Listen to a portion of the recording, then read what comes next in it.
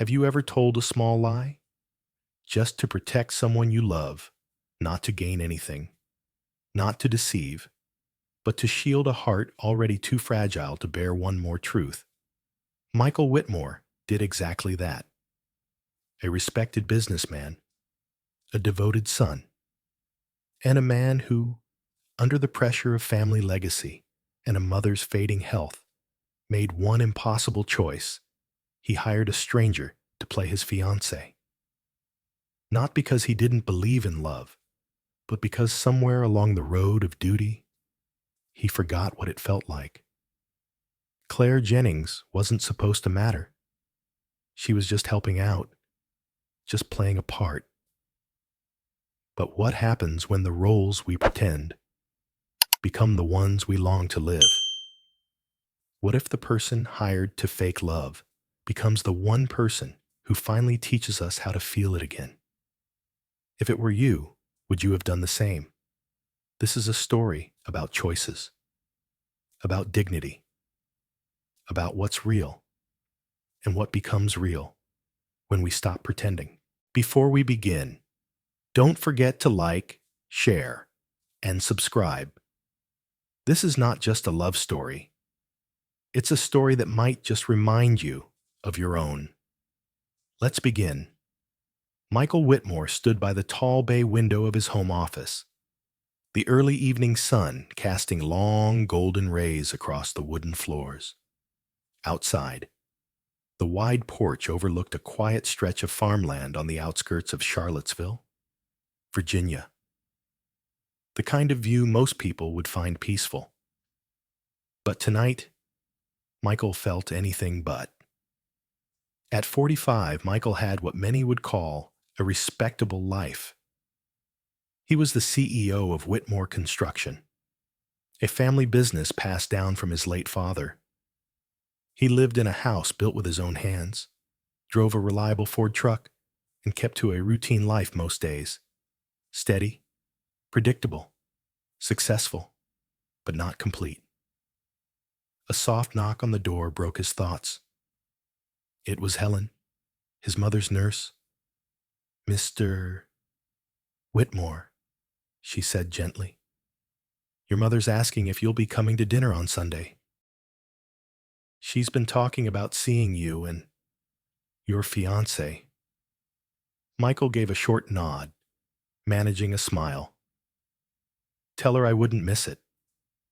When the door closed again, he sank into the leather armchair near the window, elbows on his knees, hands clasped. He didn't have a fiancé. He didn't even have a date. This wasn't the first time the lie had surfaced. It started months ago, small talk at family gatherings, offhand comments to friends to avoid questions, a simple fib to keep his mother from worrying. Margaret Whitmore, now in her late 70s, had been diagnosed with a progressive illness last year. Since then, she'd become increasingly fixated on the idea of seeing her only son settled before things got worse. "You need someone." "Michael," she had said once, her hand resting lightly over his. "Not just for you, for the legacy, for life." He wanted to give her peace. He really did. And so, last week, when his sister Angela called and casually mentioned how everyone is excited to finally meet the mystery woman, the lie had caught up to him. "You've got to bring her to Sunday dinner," Angela said cheerily. "Mom's already picked out the table setting." Michael had said yes, because what else could he say? He poured himself a glass of bourbon from the side table and took a slow sip. Feeling the warmth hit his chest. The room was silent, save for the creaking of old wood settling in the beams above. He wasn't a stranger to loneliness. Years of late nights building the company, taking care of his mother, and repairing old family land left little room for dating. The few relationships he'd had were fleeting nice women, but nothing lasting. He never felt he could bring anyone fully into his world. There was always some part of him, held back. But now, with a deadline looming and a family dinner less than a week away, he needed to do something he never thought he would hire someone to play the part. The idea felt absurd, hollow, but oddly practical. He picked up his laptop and opened a blank browser tab. His fingers hovered over the keys. What did someone even search for in this situation? Temporary partner for family event? Actress for personal engagement? Fake fiancée? Discreet? Every search felt more surreal than the last. He clicked through profiles, ad listings, personal assistants offering event companion services. But nothing felt right. It was all too polished, too transactional. What he needed was someone, real. Someone who could blend into a Sunday dinner with iced tea, roast chicken, and Margaret's homemade rolls without raising suspicion. Someone who didn't look like they came out of a casting call. He closed the laptop and sighed. Maybe this was a stupid idea after all. Just then, his phone buzzed. A message from Angela. Claire's still working at the downtown library. Right, you two used to talk when Dad was sick. I ran into her this morning. She's still lovely. Maybe worth reaching out?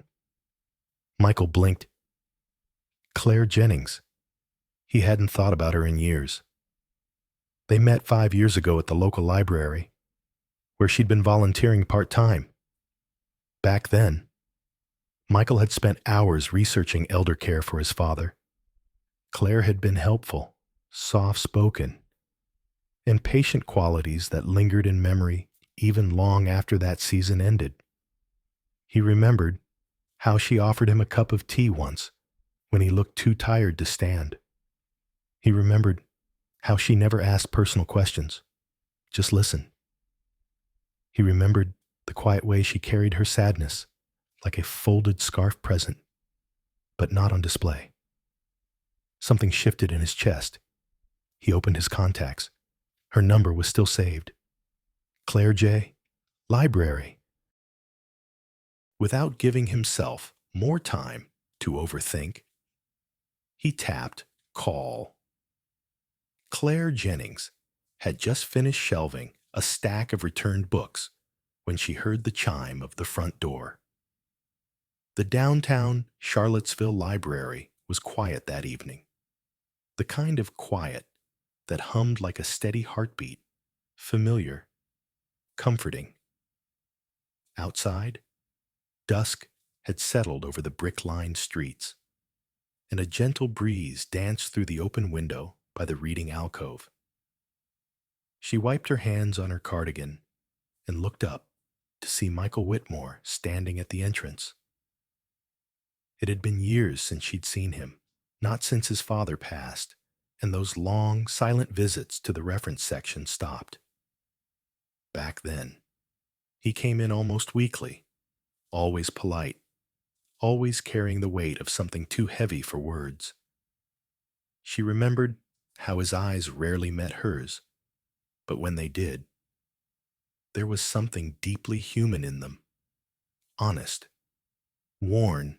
Now, standing in the warm light of the library, Michael looked older, but somehow softer. Claire, he said, his voice deep and calm. Do you have a minute?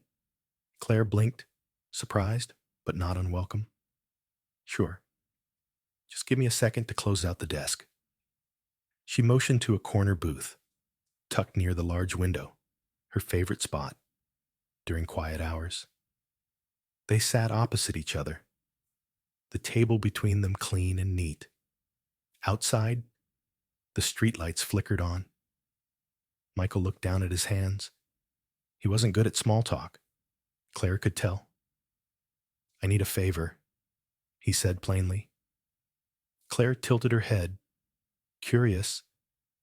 It's unusual, he added, almost apologetically. And I wouldn't be asking if I didn't feel like I had no other choice. She nodded for him to continue. My mother's health is declining. She keeps asking to meet my fiancé. The problem is, I don't have one. There was a pause, not from shock, but from trying to understand where this was going. I told her I did, months ago, he admitted, voice low. At the time, it was just something to ease her mind. But now, there's a dinner planned. My sister's coming in from Richmond. My mother's nurse has probably set out her best linens, and I've run out of options. Claire crossed her arms gently, her face unreadable. And what does this have to do with me? Michael leaned forward slightly. You're someone I trust. You're kind, composed, and you don't pretend to be someone you're not. That's rare. Claire looked away, a small, rueful smile curling at the corner of her lips. You don't even know me, Michael. Maybe not, he agreed. But I remember how you treated my father. With dignity. That stuck with me. Another pause. Claire's hands folded in her lap, and for a long moment, neither spoke. Then, quietly, she asked, You want me to pretend to be your fiancé? For one dinner, he said quickly. Just to keep my mother's spirits up. I'll make it worth your time. Claire's expression darkened slightly. You think this is about money, no? He replied, more gently now. I think it's about asking someone for help when you don't have the right to ask. But I'm doing it anyway. The honesty in his voice made her heart tighten. Claire wasn't used to men like this, men who admitted weakness without turning it into manipulation. She saw the wear in his eyes, the quiet desperation, and something deeper, the desire to shield his mother from disappointment, even through a lie. She leaned back in her chair. I take care of my father, she said softly. He's recovering from a stroke. We don't have much, and I work 2 jobs just to keep the house. So believe me when I say I understand what it means to hold things together. Michael nodded, listening intently. But I won't play, pretend for fun, she continued, not for someone else's ego. If I do this, it's for your mother, not for your image. Michael's throat tightened. That's fair. Claire looked at him, long and steady. Then here are my terms. She raised one finger.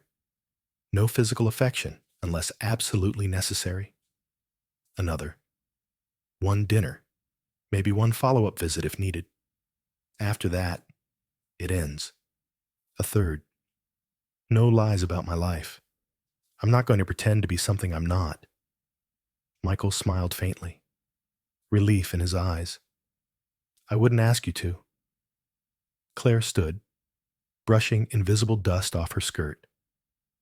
I'll need something nice to wear. I'm guessing your family doesn't dine in flannel. I'll take care of it, he said as he rose.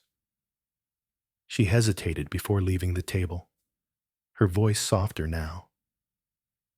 You know, I used to think love was something you fell into like a storybook. But now, I think, sometimes we walk into it, one careful step at a time. Michael met her gaze. Then maybe this is just step 1. They exchanged numbers and said goodnight. But the air between them held a quiet understanding, one neither of them could name just yet. Outside, as Claire locked the library doors, she looked up at the night sky. It had been a long time since anyone asked her to step into a story, even a pretend one, and somehow that made her feel real. The next day, the sky over Charlottesville hung gray and low, a soft drizzle making the pavement shimmer like old silver. Michael parked his truck outside Claire's modest house. a small, white clapboard home tucked behind an aging picket fence. The porch light was on, though the sun had barely begun to set. He knocked twice. Claire answered, wiping her hands on a dish towel. "You're early," she said, stepping aside to let him in. "I figured you might have questions," he replied. Claire led him into the living room, where books lined mismatched shelves and a faint scent of cinnamon lingered in the air. A large, faded armchair stood near the window, and from a hallway nearby, Michael heard the soft hum of a television. "My father's resting," she said, noting his glance. "He doesn't talk much since the stroke, but he likes having the TV on." Michael nodded, settling into a modest love seat across from her. She sat upright, hands clasped, like someone who had rehearsed this moment in her head more than once. "So," she said plainly, "what exactly do you expect from me?" Michael took a slow breath. "Dinner this Sunday at my mother's house. You'll be introduced as my fiancée. You don't have to say much. Just be there. She's been fragile lately, and this whole idea has been keeping her spirits up." Claire raised an eyebrow. "And after Sunday, there might be another visit or two. Maybe a short charity event next month. But that's optional, nothing too elaborate." Claire's fingers tapped lightly on her knee. "And what will I be doing in this pretend life of ours? Am I an artist, a corporate executive, a former Miss Virginia?" Michael chuckled. "Be who you are, a teacher, someone who reads too much, someone who loves her dad." She tilted her head. "And why me? Why not hire someone more used to this?" He hesitated. "Because this isn't a performance. It's a kindness, and I trust you not to make it more complicated than it needs to be." Claire looked away, toward the window. "That might be harder than you think." Michael didn't press. Instead, he reached into his coat pocket and handed her a plain white envelope. Inside was a prepaid Visa card, a simple dress boutique voucher, and a handwritten note with the date, time, and address of the dinner. She stared at the envelope, then at him. "You really thought this through." "I try to be prepared." Claire stood and walked to the window, fingers running along the edge of the curtain. The silence between them was heavy, but not uncomfortable. "You know," she said after a moment, "most people lie to protect themselves. But you're lying to protect someone you love. That's dangerous." "Why?" "Because it can make you forget where the truth ends." Michael leaned forward, elbows on his knees. "I won't let it go that far." She turned back to face him, her eyes sharper than he remembered. "Promise me something. Anything. If it gets too real, too confusing, you'll end it. For both of us. Before anyone gets hurt." He nodded slowly. "Deal." They shook hands, and for a brief second, Michael felt something shift in the air, a flicker of warmth, not yet named. Claire picked up the envelope. "I'll need time to explain things to my father. He gets nervous when strangers come around." "Of course," Michael said, already standing. "Take your time. I'll pick you up Sunday at 4. As he walked to the door, Claire called after him, "One more thing." He turned. "You're not a bad man for doing this," she said softly. "But don't fool yourself into thinking it's simple." Michael gave a faint smile. Nothing worth doing ever is. That evening, Claire sat at the kitchen table long after her father had gone to bed. The envelope lay in front of her, unopened.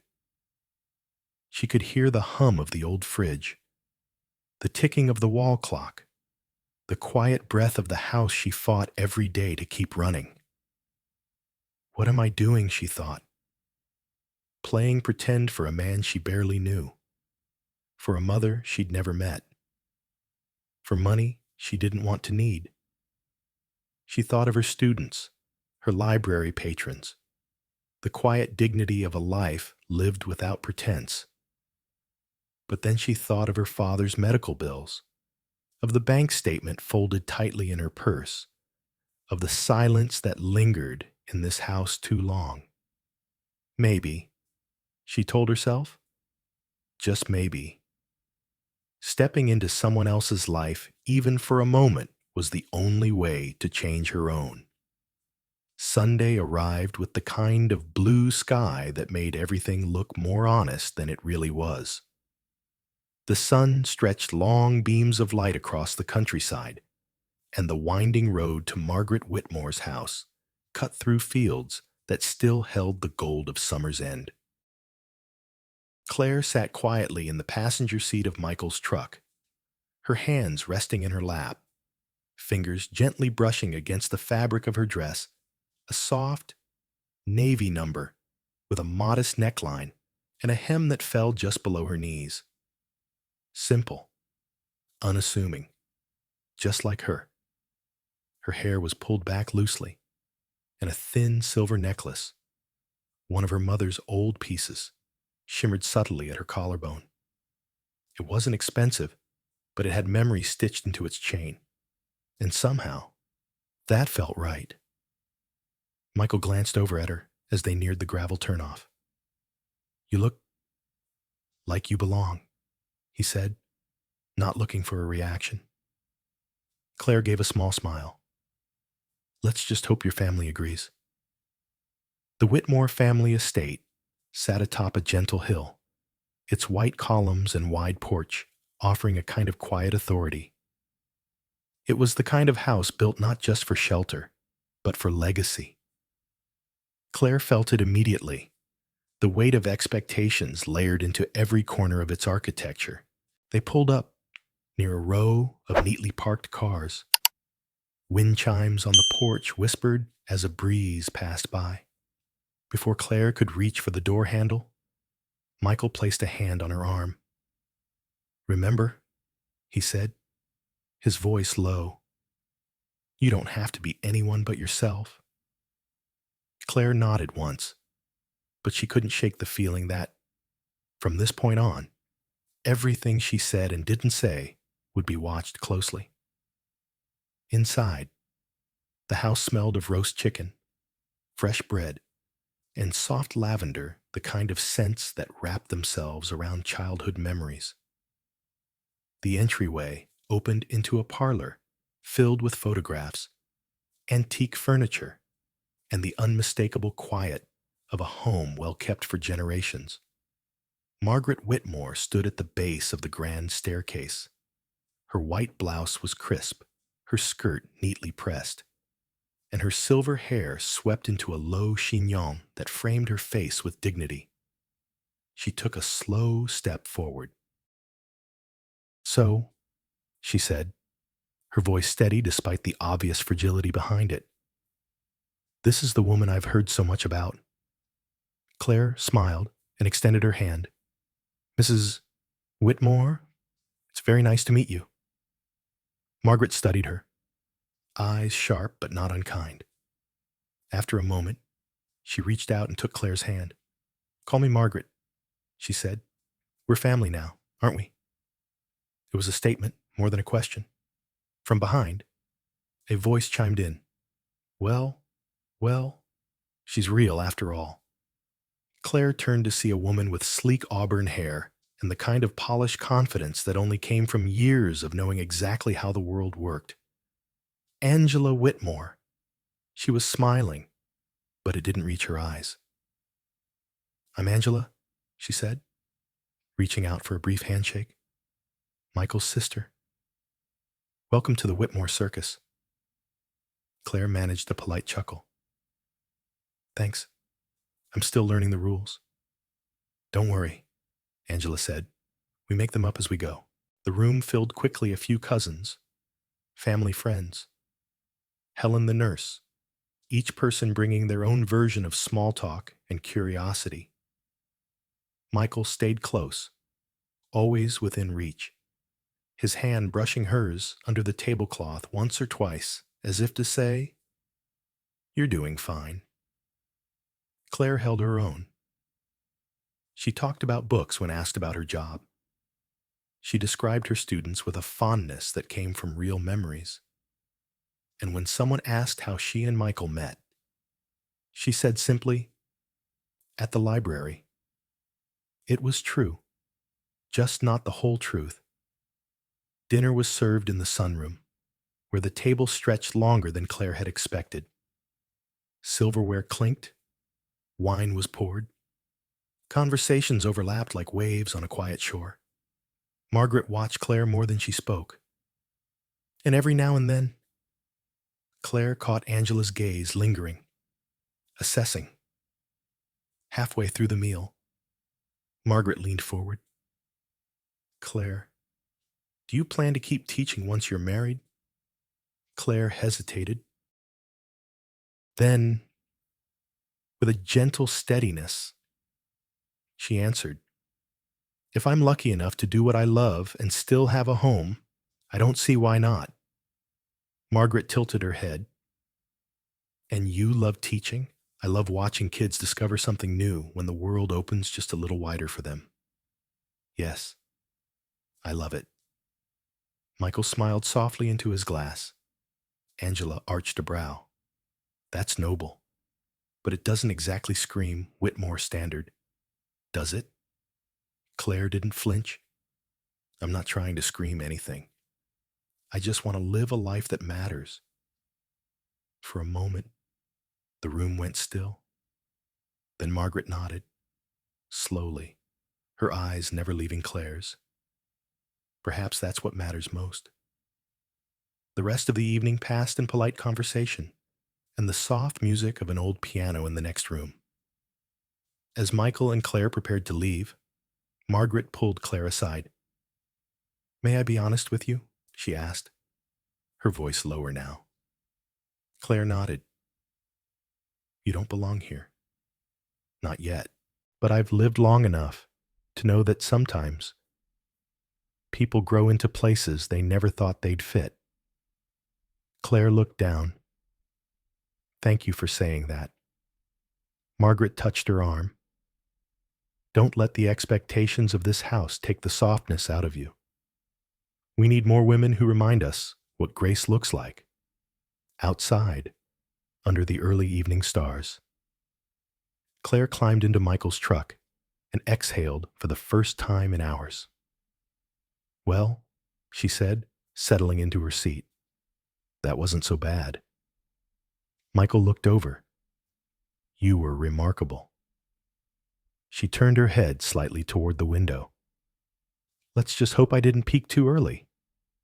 The days after the Sunday dinner unfolded like the pages of a quiet book, slow, deliberate, filled with small gestures that began to linger longer than they should have. Michael and Claire kept their distance in public. There were no declarations, no staged photos, and certainly no dramatic displays of affection. But in private, where the noise of expectations dulled, something gentler was taking shape. It began with a casserole. Claire had dropped it off one rainy Tuesday evening, wrapped in foil and carried in both hands like a peace offering.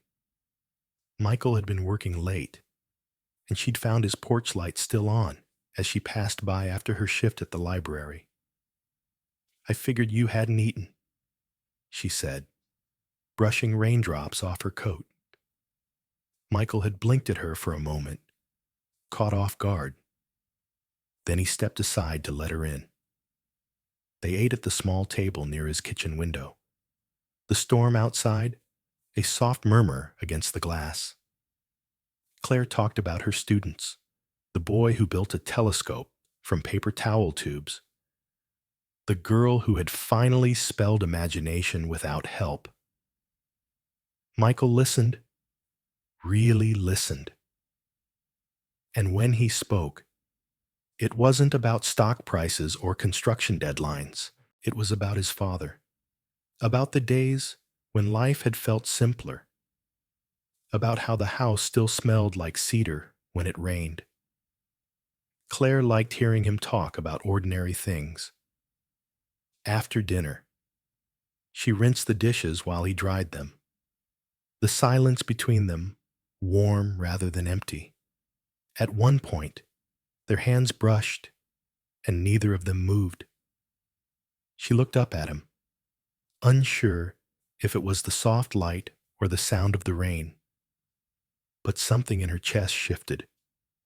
Michael cleared his throat, stepping back slightly.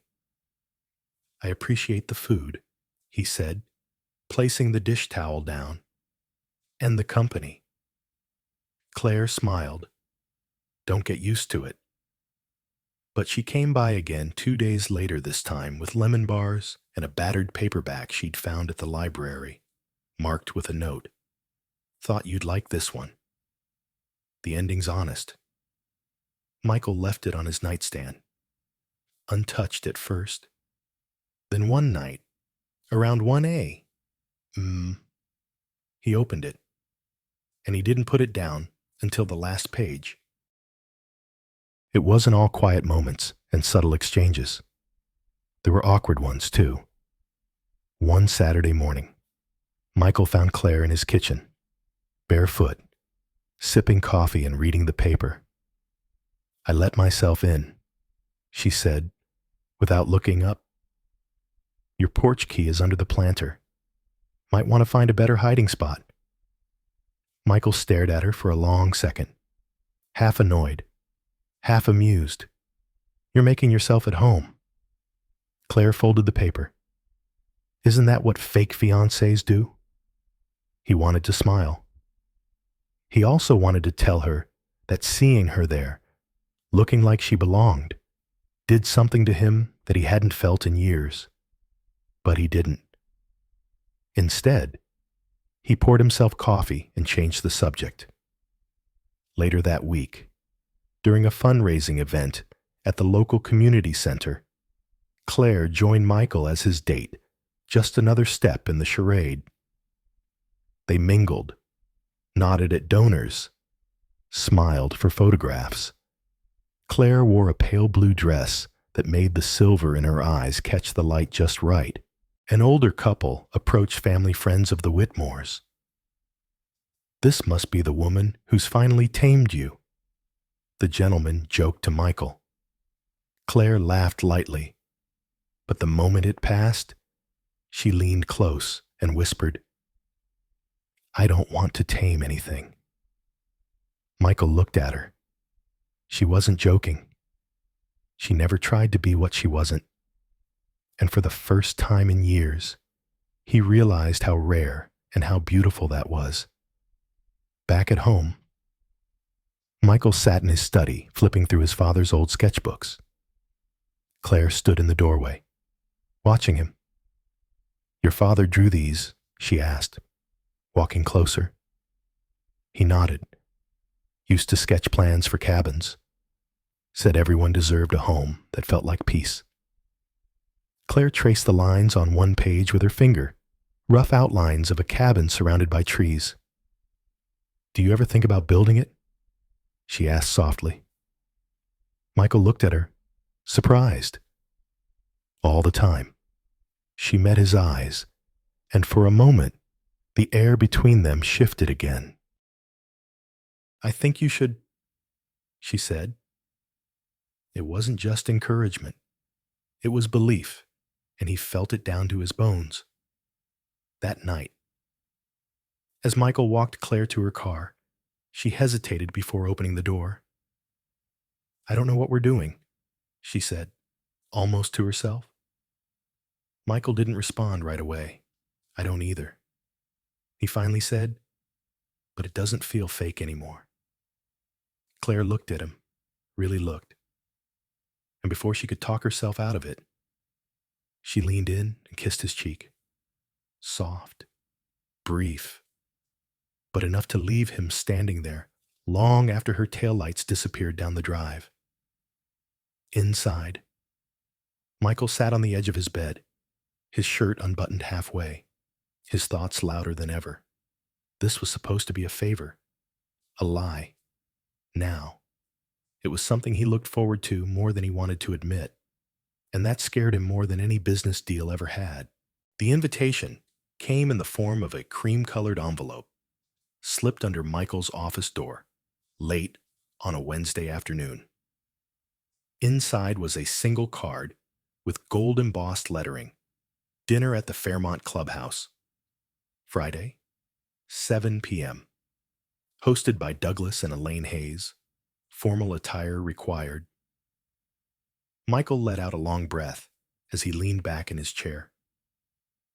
Douglas Hayes was a longtime friend of the Whitmore family, one of those old Virginia types who carried himself like a Southern senator, all charm on the outside and calculation beneath. He had been close with Michael's father and never missed a chance to remind Michael of the shoes he was meant to fill. Claire was grading spelling tests at the library's staff room when Michael called. "It's a formal dinner," he said. "You don't have to come if you're uncomfortable." "Is it important?" "It's visible," he admitted, "the kind of crowd where people talk. Douglas likes to gauge who's Whitmore material." Claire's voice was steady, even amused. "So it's a test. Something like that." There was a pause. "Then pick me up at 6. Friday evening arrived in a hush of warm wind and fading sun. Claire stepped out of her house wearing a forest green dress that swept just above her ankles. Her hair was pulled to one side in a loose twist, with a small silver pin catching the light. Michael stood at the base of her porch steps, stunned into momentary silence. "You're staring," she said as she reached him. "I wasn't prepared," he replied, his voice low. "You look remarkable." She smiled, unsure whether to thank him or change the subject. "Let's get it over with." The Fairmont Clubhouse was nestled among rolling hills, with brick paths leading to a grand entry lit by lanterns. Inside, the clink of crystal glasses and the low hum of conversation echoed through high ceilings.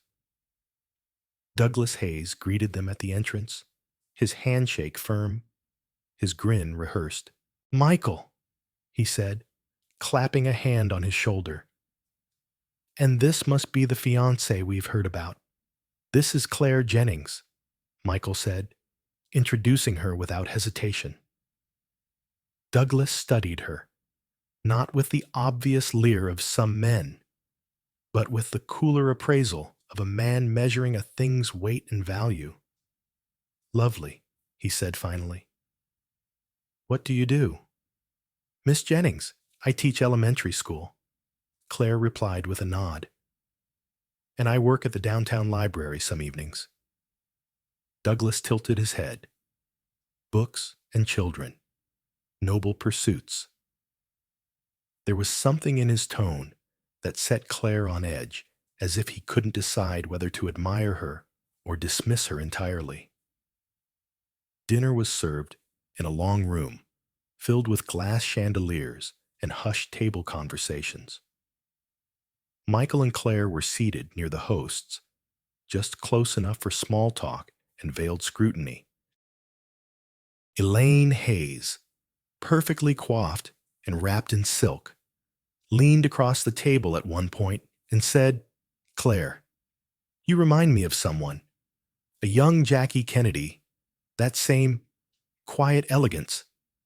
Claire offered a polite smile, but her hands were clenched beneath the tablecloth. When the waiters cleared dessert, Douglas leaned in. "Michael," he said, "may I borrow you for a moment? There's someone you ought to meet." Michael glanced at Claire. "You'll be okay. I'll manage," she said. As he left, Claire sipped her water, letting the chatter of nearby tables blur around her. But it didn't take long for Elaine to speak again. "How did you two meet?" she asked, voice light. "At the library?" Claire answered. Elaine laughed. "Of course you did. It all sounds quite charming." There was a pause. Then Douglas, who had returned, added with a tone just a touch too casual. "You know, Claire, I find it refreshing that Michael is with someone so grounded." Claire stiffened. Most women at these gatherings have a different background. Claire set her glass down carefully.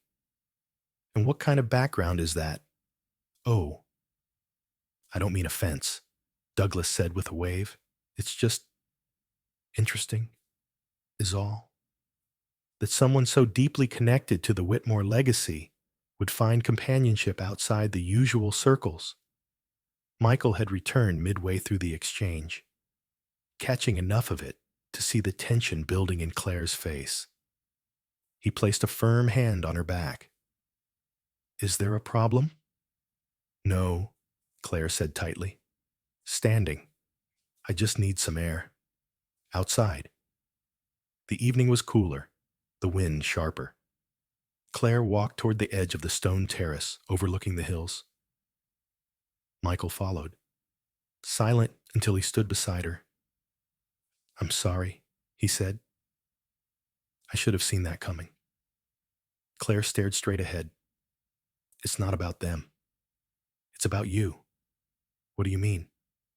"They're your people." "Michael." "And you stood there and let them speak to me like I was an amusing experiment." I didn't mean she turned to face him, eyes wet but steady. "You didn't mean to. That's always how it starts."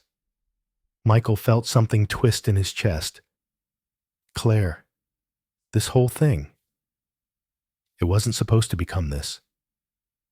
But it is this now," she said softly. "And you need to decide if you're pretending for them or for you." It started with a headline: "Whitmore, heiress-to-be small-town librarian or carefully chosen charade." Claire stared at her phone in disbelief. The article had gone live just hours ago, yet already the story was spreading like wildfire through local forums, social media threads, and business gossip sites. The headline wasn't the worst of it. They had her full name, pictures from the charity event, a blurred photo of her walking out of the downtown library, keys in hand, hair pulled back and tired from a long shift. They'd found her father's name, his health records, his bankruptcy filing from a decade ago. And then the comments. Dozens of them. "She's playing the long game. Wouldn't be the first gold digger to climb her way up. Bet he'll drop her after the next investor round. Who vetted this woman?" Claire felt her breath catch. Her ears buzzed. The room tilted. She sat down hard on the kitchen floor. Michael found out less than an hour later, when his assistant stormed into his office. "There's a situation," she said breathlessly. "You need to see this."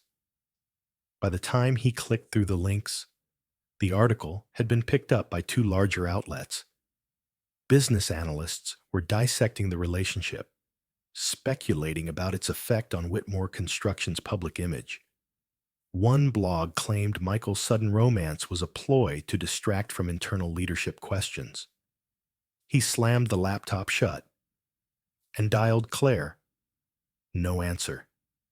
Claire didn't answer the door when he arrived either. He knocked, waited, knocked again. Finally, her father opened the door, slow, cautious, eyes confused. "She's in her room," he said softly. Michael nodded and stepped inside. He found Claire sitting on the edge of her bed, arms wrapped around her knees, phone face down beside her. She didn't look up. "I'm sorry." he said. Claire didn't speak. Her eyes were red. There were dark circles under them, like she hadn't slept since Friday, and maybe she hadn't. Michael sat on the floor beside the bed, back resting against the wall. I should have prepared you better. Claire gave a small, hollow laugh. You think preparation would have stopped this? I should have predicted it. These people, the press, the board. Hayes, they look for any crack. And they found one. She whispered. Me. Michael closed his eyes. You're not the problem. They've posted pictures of my dad, she said, her voice shaking. They're talking about him like he's some burden, like I'm a liability. You're not, I can't do this. Michael, he turned to face her. What are you saying? She finally looked at him. I'm saying this isn't fake anymore. And because of that, it's dangerous.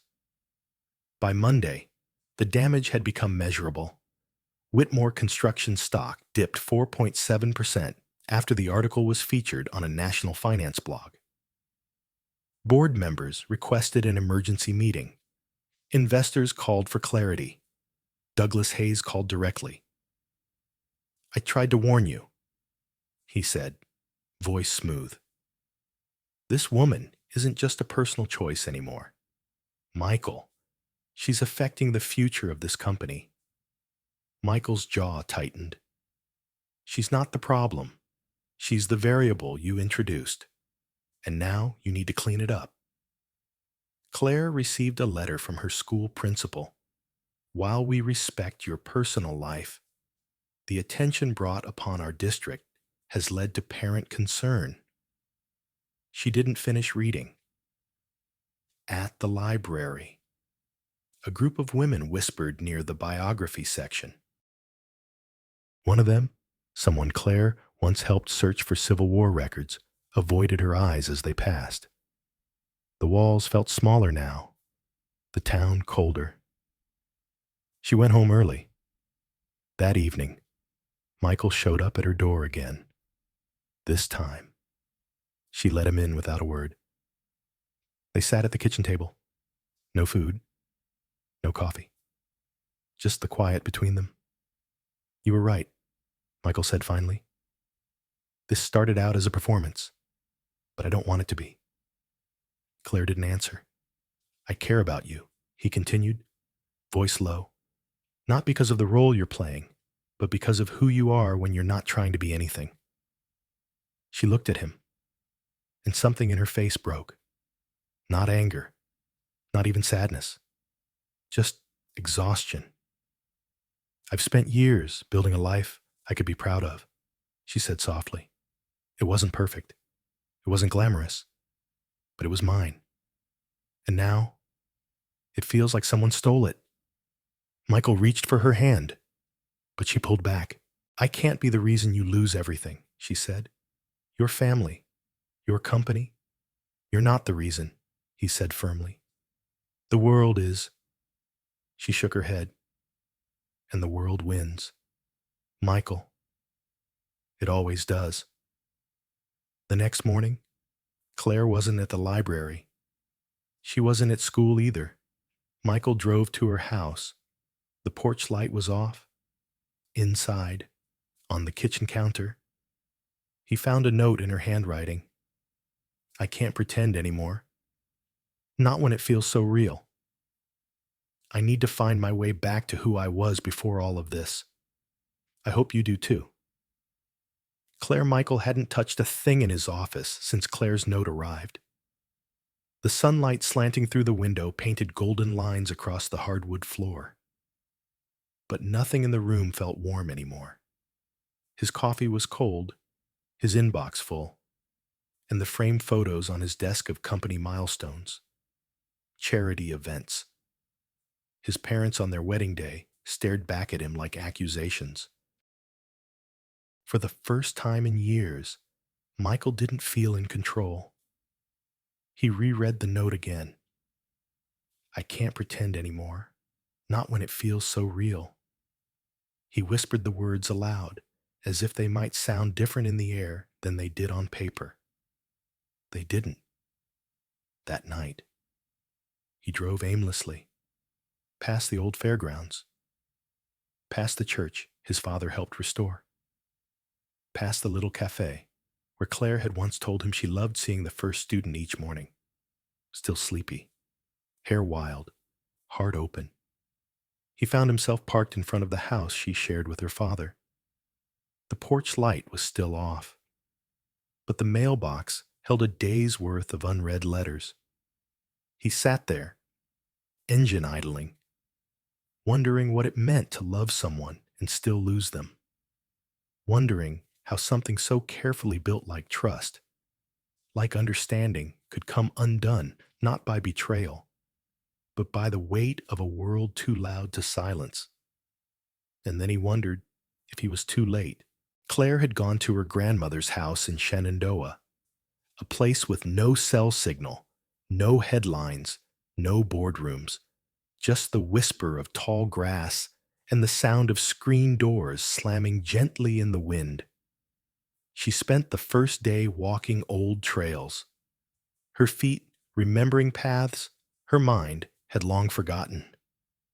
She spent the second day crying, and by the third, she sat on the back steps of the cabin, a blanket around her shoulders, her father's old notebook in hand. His handwriting, though shaky, was their gardening plans, favorite poems, the name Claire written over and over again in practice strokes after his stroke. She realized then that she had become two people, the Claire who grew tomatoes and read aloud to her dad after dinner, and the Claire who wore borrowed gowns and stood silent while strangers questioned her worth. She couldn't live as both. Back in Charlottesville, Michael was doing his own unraveling. The board was restless. Investors had scheduled a closed-door meeting. Margaret had fallen ill again, a fever this time, with Helen calling twice in one evening just to ask if he could come sit with her. When he arrived, Margaret looked smaller than he remembered, pale, drained, but her eyes were still sharp. "She's gone, hasn't she?" she asked softly. Michael nodded. "I didn't mean for it to happen like this," he said. Margaret reached for his hand, her fingers frail but firm. "Do you love her?" He didn't answer at first. Then, "Yes." "Then go get her," Margaret whispered. "The world doesn't care if you're happy, but I do." Michael drove to Shenandoah the next morning with nothing but her note folded in his jacket pocket. When he arrived, the gate was open. Claire was sitting beneath the old oak in the backyard, hair loose, a book in her lap. She looked up as he approached, her face unreadable. "You found me," she said. "I didn't stop looking." Michael knelt beside her. "I'm not here to fix this. I'm not here to beg. I'm just here because it's the only place I want to be." She said nothing, so he continued. "I've spent my whole life protecting things, legacies, reputations, my mother's dreams, my father's standards, but I never protected what mattered most." He took the note from his pocket. "You said you needed to find your way back to who you were. I think I needed to lose everything to see who I am." Claire looked at him, tears slipping down her cheeks. "I'm scared, Michael. So am I. If we try again, it won't be pretend this time," he said. She reached for his hand. They sat there, the wind curling around them like something holy. And for the first time, neither one of them ran. It was the annual Whitmore Foundation Gala, the company's most public event of the year. Held at the historical Jefferson Ballroom, it brought together business leaders, city officials, donors, and curious members of the press. Cameras lined the red carpet. Flashbulbs sparked like heat lightning with every arrival. Michael stood near the entrance, adjusting the cuff of his navy suit. He hadn't slept much the night before. Since Shenandoah, he and Claire had only spoken in fragments brief texts, a single phone call. Enough to feel the connection alive, not enough to feel settled. He wasn't sure she would come. He wasn't sure if he deserved her to. The music played on, soft jazz floating under the hum of conversations. Margaret sat at a reserved table near the front, Helen at her side. Angela mingled somewhere near the bar, charming guests with ease. Michael moved through the room like a man distracted, his eyes always drifting toward the entrance. Then the doors opened. Claire stepped in. She wore a simple black dress with a square neckline and no jewelry, her hair falling in soft waves over her shoulders. She wasn't made up or styled or coached. She was simply Claire, and she looked like no one else belonged in the room but her. Michael exhaled slowly, then began walking toward her. The moment they met in the center of the ballroom, the cameras turned. Flash, flash, flash, but neither of them looked away. "You came," he said. "I told you I wasn't running," she replied, her voice low. He reached for her hand, and this time, she didn't pull away. They sat side by side during the opening speeches, their hands resting on the table, pinkies just touching. It was such a small gesture, barely visible, but it meant everything. When the MC announced Michael to the stage for his keynote, he hesitated only once before rising. He wasn't holding notes. He didn't need them. The crowd quieted. "Good evening," Michael began. "I want to thank all of you for being here tonight to celebrate the work of the Whitmore Foundation, to continue a legacy built by people who believed in service and community." He paused. "And I want to tell you a story." Chairs shifted, heads turned. "A few months ago," he said, "I made a decision that was meant to protect my family, to protect an image. I thought, if I could make things look the way people expected, I could hold everything together." Claire sat still, eyes fixed on him. "So I asked someone to pretend," he continued, "to pretend to be my partner, to show up, smile, play a role. And she agreed not because she wanted anything from me, but because she understood what it meant to help someone carry weight they couldn't bear alone." Murmurs moved through the audience. "But here's what I didn't expect," Michael said, voice growing steadier. "I didn't expect to fall in love with the very person I was pretending with." There was a collective hush. She didn't come from the circles this room is used to. She doesn't wear power like a suit or success like a badge. She wears it in her patience, in the way she shows up every day for people who need her, in the way she sees things as they are and still chooses to be kind. Claire blinked back tears, her hand pressed over her heart. "I lied to protect a company," Michael said.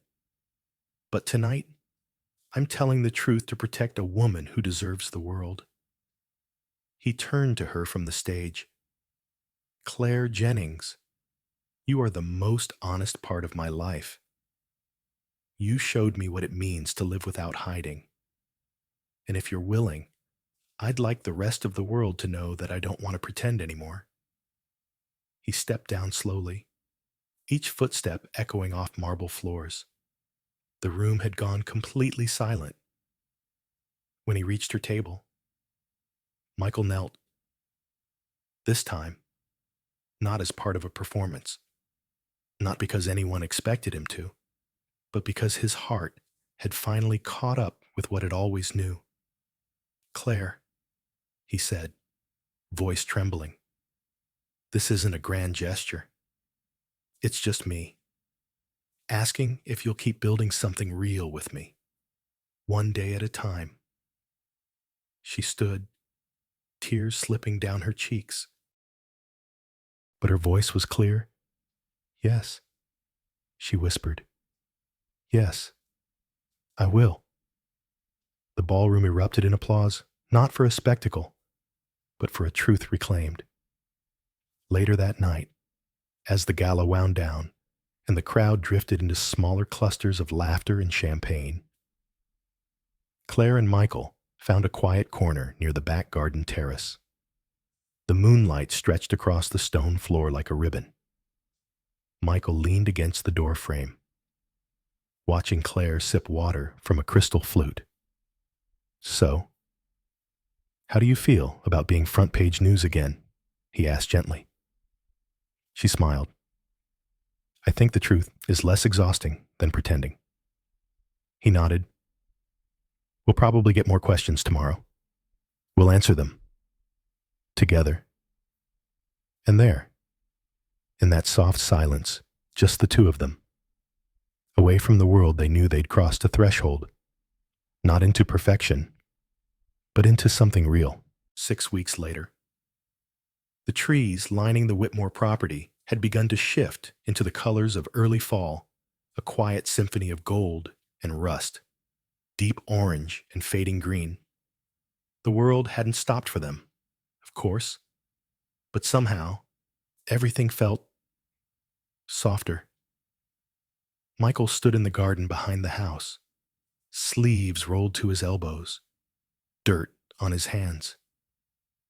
He looked down at the small sapling he and Claire had just planted, a sugar maple delicate now, but one day, tall enough to shade the patio. Claire knelt beside him, brushing loose soil from her fingers. "Do you think it'll grow?" she asked, smiling. Michael looked at her, the breeze tugging at a strand of her hair. "I think," he said gently, "everything good takes time." She leaned her head on his shoulder, and they sat there for a while, just breathing in the quiet. Since the gala, life hadn't magically transformed. There were still whispers from board members. A few sponsors quietly stepped back from the foundation. Some news outlets tried to stir fresh drama, but with time and their shared honesty, the headlines faded. What remained was something real, something earned. Michael still worked long hours, but now he came home to a kitchen that sometimes smelled like lemon bars, sometimes like burnt toast, depending on who cooked. Claire still taught and read and walked to the library on slow Saturdays, her father's hand tucked into hers. They didn't live in a fairy tale. They lived in the life they chose, one step at a time. One Sunday afternoon, Margaret sat on the porch with a blanket across her knees and a book open in her lap. Helen brought out lemonade while Claire knelt by the garden, coaxing a line of herbs into a planter.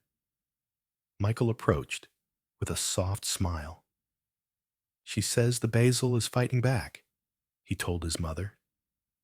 Margaret chuckled, her voice thinner these days, but warm.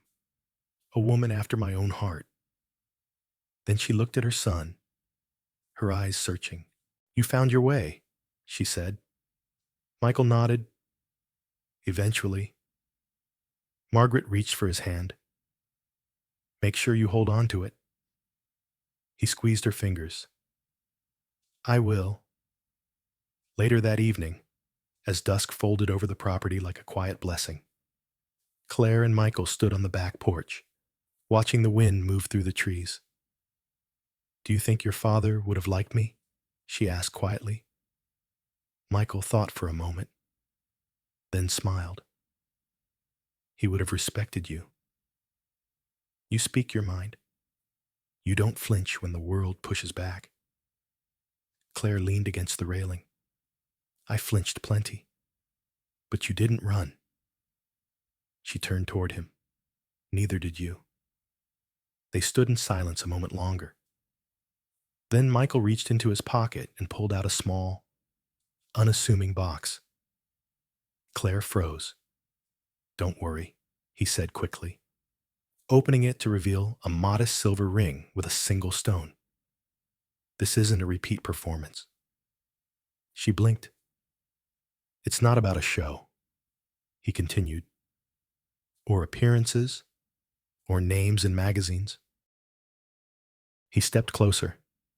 It's about Tuesday mornings, library books, lemon bars, planting trees, sitting with my mother on hard days, laughing at burnt pancakes, arguing about movies. He took her hand. It's about choosing, every day, without the stage lights. Claire's eyes shimmered, and for a long moment, she said nothing.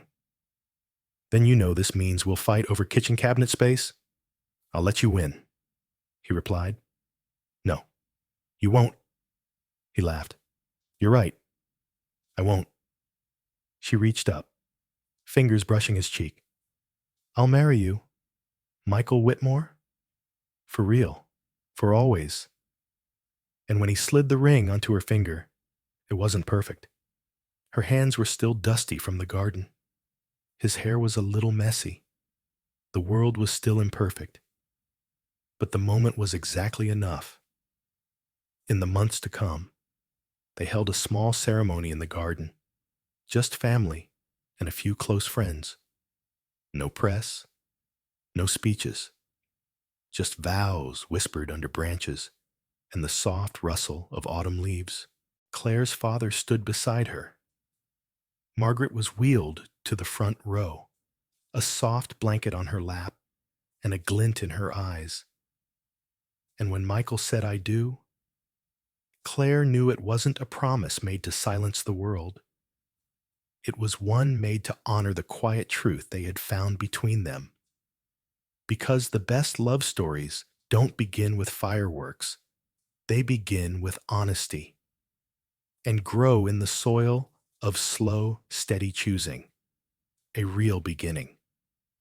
Sometimes, the roles we play for others become mirrors that reveal who we truly are. This story isn't just about a man and a woman pretending to be in love.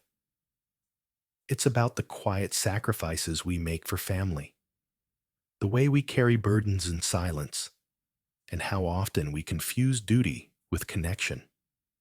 For Michael and Claire, the act of pretending led them to confront the parts of themselves they had long silenced: the longing for belonging, the fear of being vulnerable, the courage to love without conditions. In real life, we all wear masks to protect, to survive, to not disappoint. But there comes a time when we must choose to keep pretending or to live authentically, even when it's messy. The lesson is simple, but powerful love, real love, isn't built on perfection or appearances. It's built on presence, patience, and truth. And sometimes, the most meaningful beginnings come from the most unexpected choices.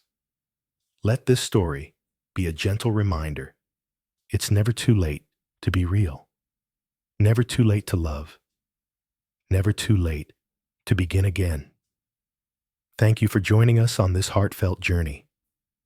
If this story touched you in any way, made you feel, reflect, or remember, we'd be honored if you could like, share, and subscribe to our channel. Your support helps us continue telling stories that speak to the soul. Until next time, stay kind, stay open, and never stop believing in the power of real connection.